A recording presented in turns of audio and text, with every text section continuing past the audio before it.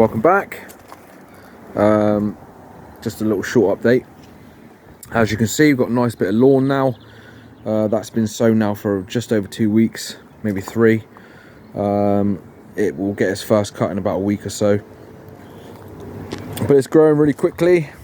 It will start to thicken up a bit. As you can see, it's a little bit patchy in some places, but it will thicken up. We just got to take the gravel out down by the young bird loft, put some topsoil down, seed it. We'll do exactly the same this side as well. It just transforms the garden. A bit of lawn. If you look in previous videos of when we had the Woodward loft across there, this is all just rough ground. There was a collapsing brick wall there, which has all been reused, upcycled. My dad built a brick path, well, brick border and a brick path there, filled it with the gravel that was down in the young bird section, the young bird area. Stepping stones, the decking, we're going to put some uprights of deck in there just to, you know, box that off so you won't be able to see underneath the veranda. So it's all coming together really nicely, and it will be finished shortly.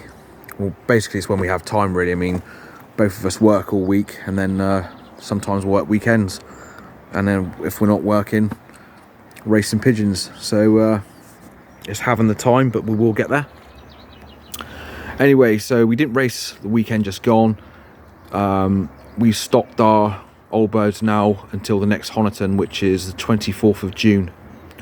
And we're glad we didn't send this week, because the week just gone, sorry, it's Monday now, they had a race from yesterday from Hullivanton, and the returns were absolutely shocking. If we had sent, we'd probably been wiped out. At one point, obviously we went to the club because we had to pick up a corn order, so I'll show you the new corn in a second. But went to the club and asked about returns. My uncle's, he was 15 out, I think he was. It was either 11 or 15. And John Angwood had 9 out of 27 at one point. So the returns were absolutely shocking. What is going on with pigeon racing at the moment? What is going on? I mean, where are all these birds going? That's what everybody wants to know, because we haven't had any reported since we've been back in the sport for about 6 years. I think we've had about 3 pigeons reported. So what is the point in stamping your pigeons and putting phone numbers on? Because they don't get reported. They just, where do they go? Do people, like, obviously some fanciers call themselves fanciers, they'll take the ETS rings off of the birds, maybe bump them off, dispatch of them, or they'll keep them in, breed for them, and then chuck them out. Just where do these pigeons go? It's really, really strange. The returns are absolutely shocking. I think this year is going to be a tough one for racing, for returns wise. I was speaking to my dad earlier about it. He said it just wasn't like this back in the 70s and the 80s. It wasn't like it. Like breeding pigeons, breeding a young bird team, if you bred 20, you probably end up with about 18, 19 come the end of the season, because there's far too many hawks in the sky. This 4G, this 5G thing, the mass that are going up, this could be affecting their homing instinct. A lot of, the weather is down to, the weather plays a big part in, obviously, returns, but where are they all going? It's just really, really strange. So I hope all the fanciers that lost pigeons in our club, I hope they did get pigeons that work back in, and they got, they're up to a good number. But if it carries on like this, people are just going to get so disheartened with me, like, what's the point in sending birds when they're just going to get lost? And you're paying money to send them. I think it's like £60 a bird. If you've got a big team, that's quite a whack of money. I mean, we're only a small team flyers, with, a maximum of 32 old birds and 50 young ones. And by the time we start racing our young birds, we would have lost a few training. Probably, touch wood, we won't lose a lot, but it happens. It does happen. It just, where do these pigeons go? I know obviously we young birds are a bit scatty. You lose some off the roof, and the hawk attacks are relentless. You're going to get birds smashed into all the time. But Where do all the pigeons go? Anyway, so I'll show you the mixtures that we've just introduced. We did use them before, but that was earlier on in the season.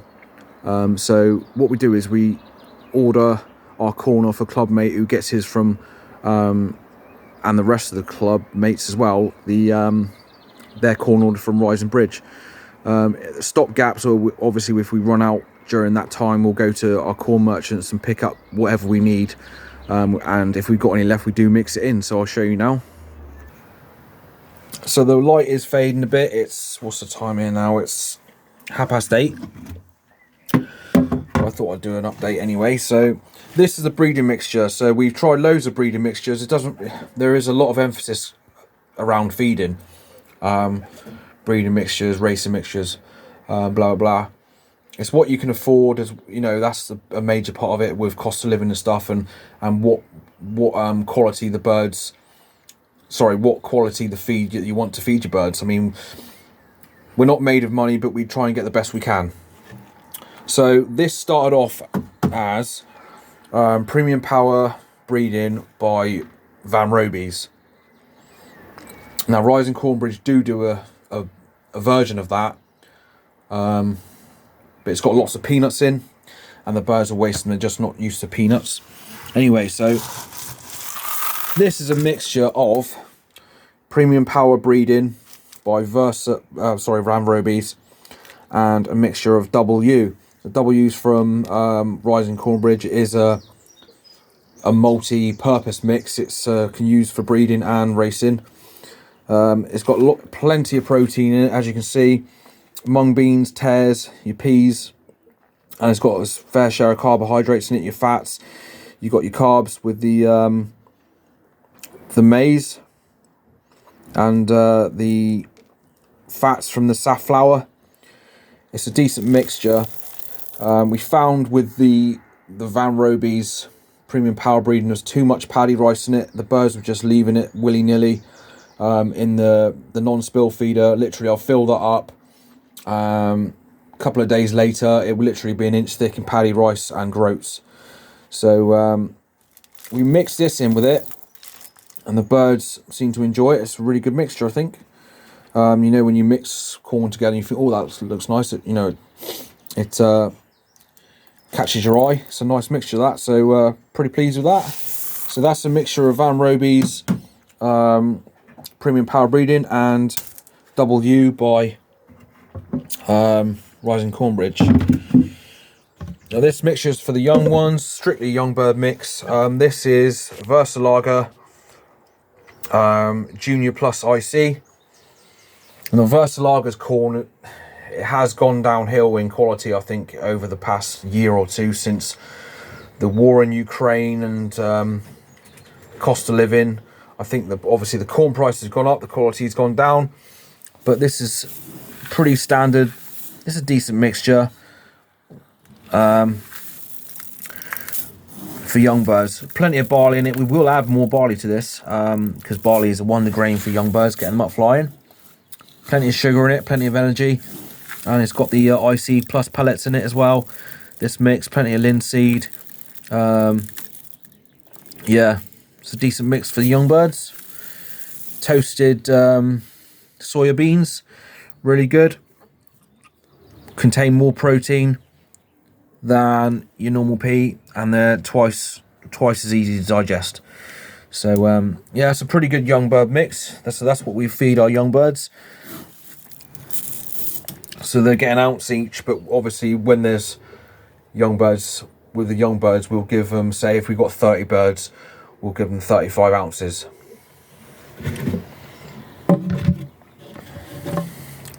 That's basically just to, you know, to make sure they're not starving. They're still pecking around, obviously, after the 35 ounces. The trick is with young birds, I think, is to keep them peckish for training, for trapping. And this mixture, I've shown this before, it's brilliant. This mixture is called Sneaky Mix. We use this mixture pre-basking.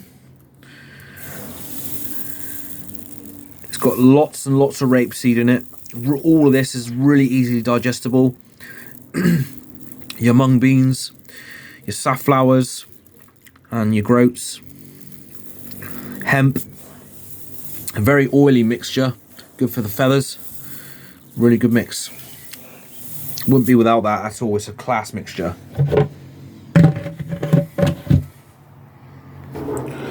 Now I don't know if you're going to see this, or if the light's fading, so I'll have to get this done quick. So that there is the racing mix, and this was well, down the bottom, 3/4 of the way down the bin, it was Woodward XL from Rising Cornbridge. So we've decided to go with the Springbok by Rising Cornbridge, which is predominantly carbohydrates,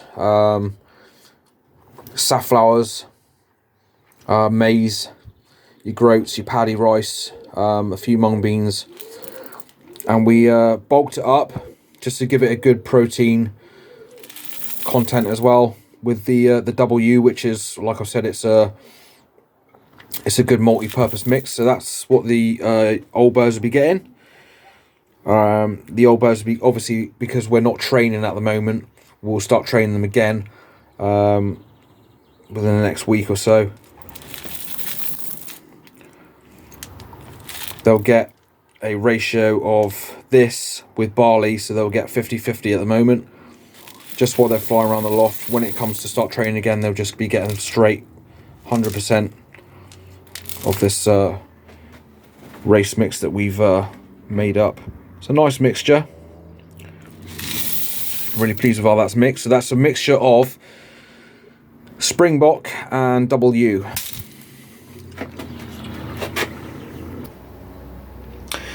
And we always buy, we've always got barley to hand. Barley is a wonder grain. It is, especially for the young birds class.